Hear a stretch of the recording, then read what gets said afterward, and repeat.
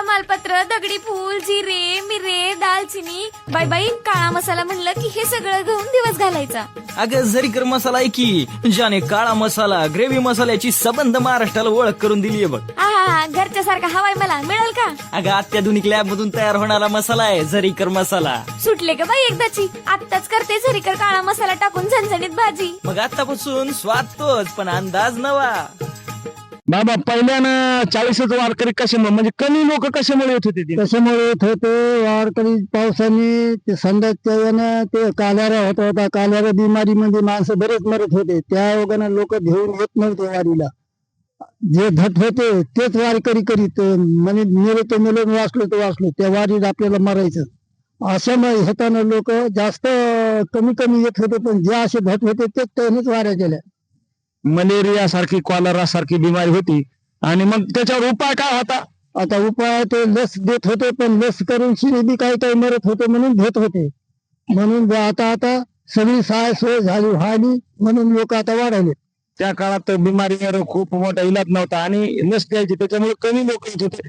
परंतु त्या काळात वारीवर पाऊस राहत होता का? पाऊस बारा चालू राहत होता. पावसाचा उघड नव्हती. सकाळी न्यायचा दुपारून न्यायचा चालूच राहता. पण खाण्याची सुद्धा असं आपसोय होत होती. मग जर पाऊस जर सारखा चालू राहत तर मग तुम्हाला चालता येत होतं का वारीत? आता वारीमध्ये चालतायत म्हणजे चालायचं जे कोणाला धरून शिनी चालायचे. थोडे थोडे जातात घोंटे घेऊन चालायचे. कोणी पांघरायचे घ्यायचे कोणी छत्र्या घ्यायच्या कोणी चालायचे पण थांबायचे नाही चालूच राहते. बरं पाऊस जर मोठ्या प्रमाणात चालू राहत होता तर मग स्वयंपाक आता दिंडी चालक जे होते ते स्वयंपाक कसं करायचे? जरी करता स्वयंपाक नाही करणं झाला तर तसे काही काही ठिकाणी उपाशी नाही द्यायचे. पण दिंडी सोडून गेले नाही कोणीकडे. ते चला म्हणले उपाशी राहील तर उपाशी राहू जेव्हा खायला मिळेल तेव्हा खाऊ. पण तशा खाण्याची एवढी शिस्त नव्हती. म्हणजे खाण्यासाठी दिंडी नव्हती. जे असेल ते निष्ठावंत भाव भक्ताचा स्वधर्म आणि निर्धार वर्म चुकून येते. मग बरं जेवणाचं असेल पण ते रात्री आराम कशी करायची वारकरी? आराम करायचे काही आता टरका खाली झोपायचे काही टरकावर झोपायचे काही रावटे पाणी टाकून पाला टाकून हे करून शिडी टाकून त्या चिखलात निघायचे. म्हणजे खाली पाला काही झाड पाल्याचा पाला आणायचा खाली टाकायचे आणि वरून पाला हाथून टाकायचे आणि झोपायचे. म्हणजे त्या काळात पाऊसच एवढ्या मोठ्या प्रमाणात होता की खाली सगळा चिखल दलदल असायची आणि वर रावट्यावर जरी टाकलेले असले तरी त्या दलदलीमध्ये पण वारकरी झोपायचे आणि तो आराम करून जसं मिळेल तसं खाऊन ऊन वारा पावसाची तामानं बाळगता ती पंढरपूरची वारी चालू राहायची. मग अशाही परिस्थितीमध्ये मग त्यावेळेस जर आळंदी जर पाऊस चालू झाला तर किती दिवस सातत्यानं राहायचं सुरू? आळंदी जरी पाणी सुरू झाला तरी परस्थानाला जो टायमाला परस्थान व्हायचं त्याच टायमाला व्हायचं. निघून ज्या टायमाला पालखी निघाली त्याच टायमाला वारकरी निघायचे. पाऊस थांबायचे नाही काही समजायचं नाही. पालखीच्या मागे निघाले थांबायचे नाही.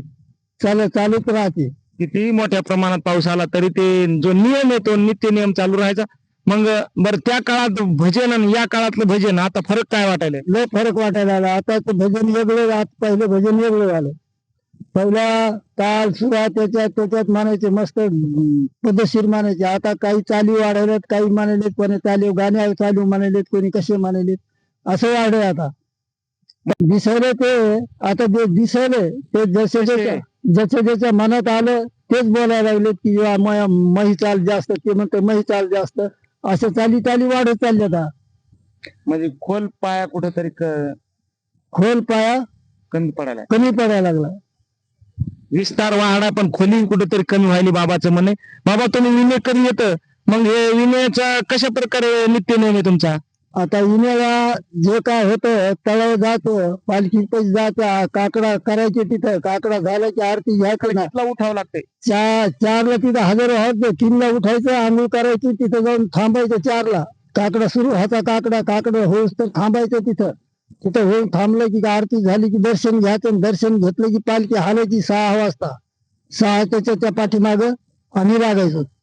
म्हणजे दररोजचा नियम आहे बाबाचं म्हणणं आहे की सकाळी 3ला उठून विना घेऊन माऊलींचं तळ ज्या ठिकाणी आहे माऊलींच्या तळावर माऊलीची पालखी ज्या ठिकाणी आहे सगळे विनेकरी रथाच्या मागचे पुढचे सगळे झेंडे आहेत सगळे विनेकरी एकत्र जमा होतात. सकाळी 3ला उठून स्नान करून सकाळी 4 वाजता तळावर हजर व्हायचं. तिथला काकडा ऐकायचा आणि माऊलीचं प्रस्थान ज्यावेळेस सकाळी 6ला होईल त्यावेळेस 6ला माऊली बरोबर निघायचं. असा बाबाचा नित्यनेमी. आणि सगळ्यात शिस्तबद्ध जर काय असेल तर तो विनेकरी असला पाहिजे दिंडीमध्ये आणि ते शिस्तीचं काम बाबा अविरतपणे करतात. बाबा आतापर्यंत पांडुरंगाचे तुम्हाला या 40 वर्षामध्ये काय काय अनुभव आले? सगळे अनुभव आले. वारीचं तत्व असं आहे की एकदा हिना गळ्यात टाकला की त्यानं बाहेर जायचं नाही. बाहेर जरी झालं तर लगीले जरा जायचं तर दुसऱ्याच्या गळ्यात द्यायचं, लगी करायची, हातपाय द्यायचे, पुन्हा हिना घ्यायचा, पुन्हा चालू ठेवायचा, दुसऱ्या जवळ द्यायचं नाही. अनुभव काय काय आले पांडुरंगाचे? पांडुरंगाचे अनुभव बरेच आले. तर अनुभव अजून का दुखत नाही, सुखत नाही, अजून का टणटणीत होत आम्ही. वा, हेच खरा अनुभव. 90 वर्षाचा अनुभव. हेच बाबा म्हणतात की 90 वर्ष झाले तरी अजून कोणती गोळी सुद्धा लागत नाही, खोकलं नाही, पडसं नाही, सर्दी नाही, ताप नाही. आणि याच्यापेक्षा दुसरा अनुभव अजून असते तरी काय? कारण की हातच्या काकणाला आरसा कशाला? बाबा पांडुरंगाकडे तुम्हाला काय मागायचंय?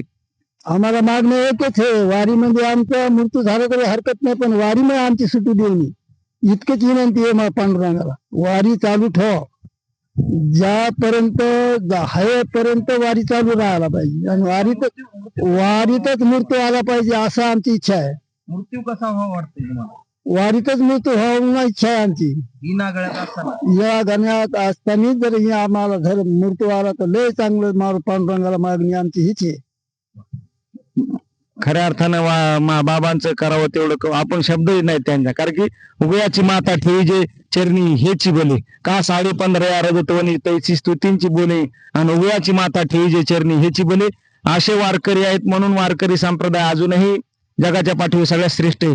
हीच निष्ठा आहे वारकरी संप्रदायाची की हे जे जुने वारकरी आहेत त्यांनी हा परमार्थ वाढवला. त्यांनी ऊन वारा पावसाची तमानं बाळगता वारी अविरत चालू ठेवली. आणि आज आपल्याला जे काही फळं मिळाली तर ते यांनी लावलेल्या रोपट्याचे, ते यांनी पाणी घातलेल्या झाडाला, यांनी वाढवलेल्या झाडाला, जपलेलं जतन केलेल्या वारकरी संप्रदायाचे वृक्ष जगाच्या पाठीवर सगळ्यांना फळ देत आहे.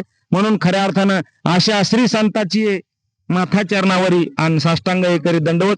बाबांना उत्तम आयु आरोग्य लाभावं, त्यांना चांगल्या प्रकारचं भगवान परमात्माची चरण सेवा घडावी हीच माऊलीच्या चरणी आपण प्रार्थना करू.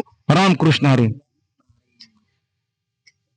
तमालपत्र, दगडी फूल, जिरे, मिरे, दालचिनी, बाई काळा मसाला म्हणलं की हे सगळं घेऊन दिवस घालायचा. अगं झरीकर मसाला आहे की ज्याने काळा मसाला ग्रेव्ही मसाल्याची सबंध महाराष्ट्राला ओळख करून दिलीये बघ. हा घरच्या सारखा हवाय मला मिळेल का? अगं अत्याधुनिक लॅब मधून तयार होणारा मसाला आहे झरीकर मसाला. सुटले का बाई एकदाची? आत्ताच करते झरीकर काळा मसाला टाकून झणझणीत भाजी. मग आतापासून स्वाद तोच पण अंदाज नवा.